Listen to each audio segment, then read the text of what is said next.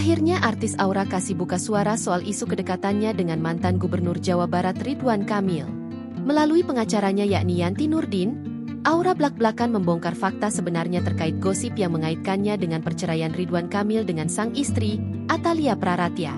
Aura tegas membantah ia jadi orang ketiga di antara RK dan Atalia.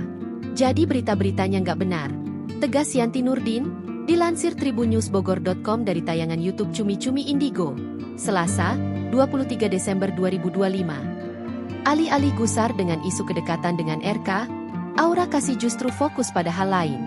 Aura kini sedang konsentrasi mengurus hak perwalian anak tunggalnya, Arabella. Karenanya saat diterpa isu soal jadi selingkuhan RK ataupun gosip kedekatan, Aura cuek.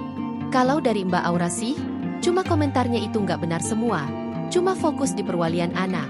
Itu beritanya nggak benar, ujar Yanti Nurdin.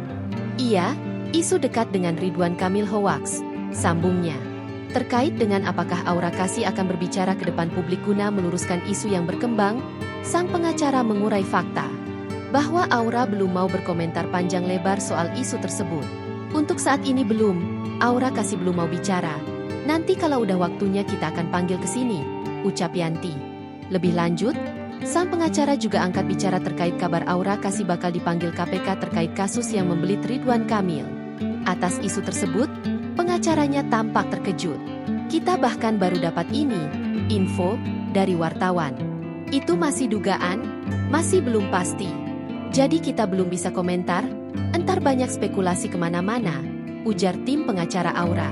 Download Tribun X sekarang, menghadirkan lokal menjadi Indonesia.